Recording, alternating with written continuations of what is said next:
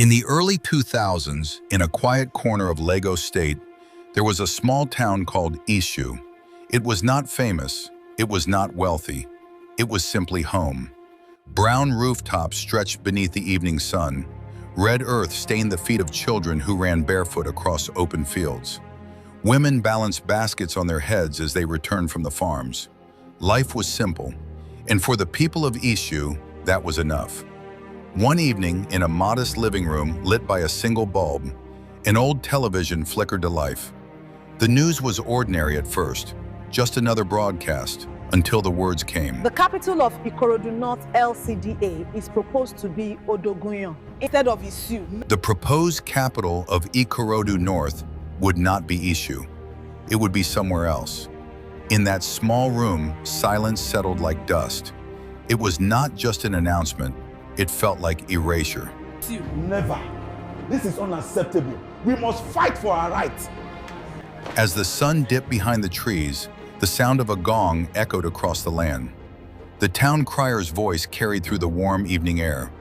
He called the sons and daughters of Isiu to gather, not in anger, but in unity. Sons and daughters of Isiu, it is time to put our differences aside. Let us come together and fight for what belongs to us. And slowly they came. We have to go now, they are coming. From farms, from roadside stalls, from kitchens and courtyards. They came because something inside them refused to stay silent. At the town hall, beneath the open sky, they stood together. Elders and youths, neighbors who once disagreed, families who had not spoken in months. In that moment, differences did not matter. What mattered was belonging. My brothers and sisters, today we throw away our differences and fight for our beloved town. We fight together. They were not fighting for power. They were fighting for recognition, for dignity, for their name. And so, at dawn, buses rolled into the dusty streets. Yellow paint against red earth. People climbed aboard with determined faces and hopeful hearts. A small boy stood at the roadside and watched them leave, not fully understanding, but knowing something important was happening. 8 buses, 4 cars, a convoy carrying more than people. It carried the pride of a town. From quiet roads to busy highways, they journeyed into Lagos.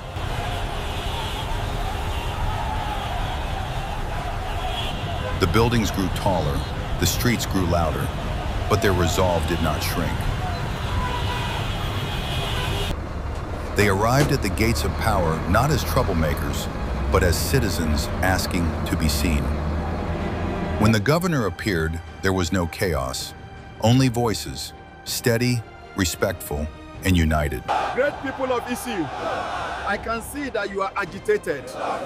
What is the problem, and what can I do for you? They spoke of fairness, of history, of a town that had always been there, even when it was overlooked. In their unity, there was strength. In their calm, there was courage. Mr. Governor, Isiu, the only indigenous town in Ikorodu North, is being robbed of what is ours. Yes, we are being robbed! The governor looked at them, not as a crowd, but as a community. He saw something rare, not division, not noise, but togetherness. And sometimes, that is all it takes. When the decision was finally spoken, it did not arrive with thunder. It arrived with relief. Your unity has won back what belongs to you. Isiu shall be the Secretariat of Ikorodu North LCDA. Isiu would be the capital of Ikorodu North LCDA. For a moment, the air stood still, and then joy broke free.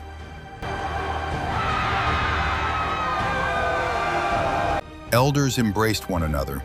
Tears rolled down faces hardened by years of struggle. Children jumped and laughed, unaware that they were witnessing history. A town that had almost been forgotten remembered who it was. History is not always written by the biggest cities. Sometimes it is written by small towns that refuse to be erased. Isiu did not raise weapons, it raised its voice. And in unity, it found its strength.